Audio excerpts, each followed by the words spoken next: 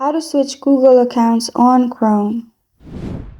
Hi everyone, I'm here to assist you today. Without any delay, let's jump right in. First, open Chrome and here search google.com. You'll find this kind of screen pop up. Click on your profile at the top right corner of your screen. Then you'll find show more accounts. Click on show more accounts and you'll find all your accounts pop up. Simply select the one you want to switch to. After you have selected the one you want to switch to, you will be switched to that account. As you can see, I am in a different account right now. And this is how to switch Google accounts on Chrome.